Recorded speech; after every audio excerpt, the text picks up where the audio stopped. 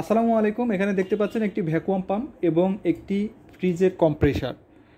তো অনেকে আমরা করি কি, ভ্যাকুয়াম পাম্প ইউজ না করে কম্প্রেসার দিয়ে আমরা এসি বা ফ্রিজ ভ্যাকুয়াম করি। তো আমরা যদি এই কম্প্রেসারটিকে এখন চালু করি,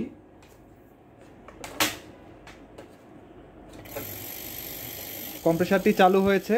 আমরা এখন এই কম্প্রেসারের দুইটা টার্মিনাল থাকে, আপনারা জানেন, একটি হচ্ছে সাকশন, একটি হচ্ছে ডিসচার্জ। তো আমরা যদি সাকশন লাইনে একটি হোস পাইপ লাগিয়ে দেই এবং হোস পাইপের অপর প্রান্তে আমরা একটি গেজ মিটার লাগাবো। আমরা হোস পাইপের অপর প্রান্তে একটি গেজ মিটার লাগিয়ে নিলাম। তো গেজ মিটারটা যদি আমি বন্ধ করি, কাঁটাটি মাইনাসের দিকে যাচ্ছে। তো তার মানে কি দাঁড়ালো, যে এই কম্প্রেসারটা দিয়েও যে কোনো সিস্টেম বায়ুশূন্য করা যায়। কিন্তু আমরা যদি একটু, তো এখানে আপনারা দেখতে পাবেন যে আমি এখানে রেফ্রিজারেশন সাইকেলটি এঁকেছি।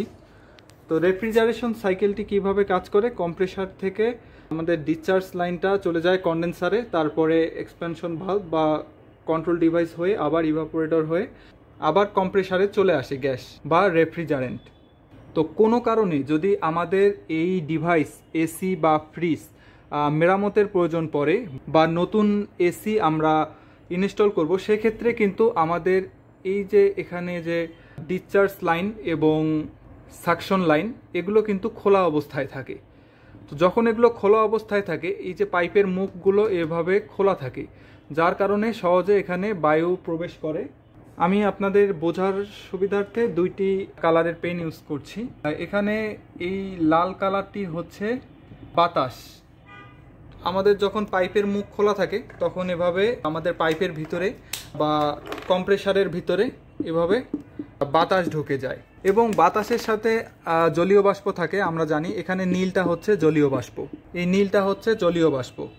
তো আমরা যখন ফ্রিজের এই কম্প্রেসার দিয়ে ভ্যাকুয়াম করি, তখন আমাদের সিস্টেম থেকে বাতাসটা শূন্য হয়, মানে বায়ু শূন্য হয়।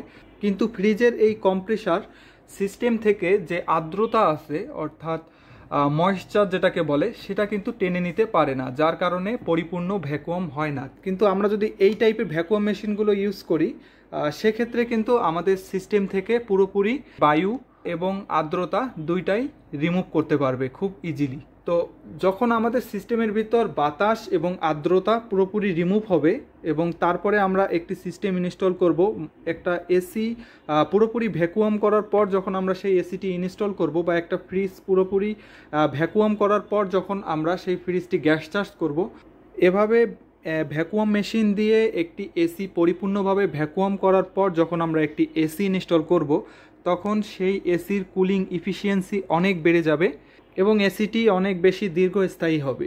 তো আশা করি আপনারা বুঝতে পারছেন যে একটা ভ্যাকুয়াম একটা ফ্রিজ বা এসির জন্য কতটা গুরুত্বপূর্ণ।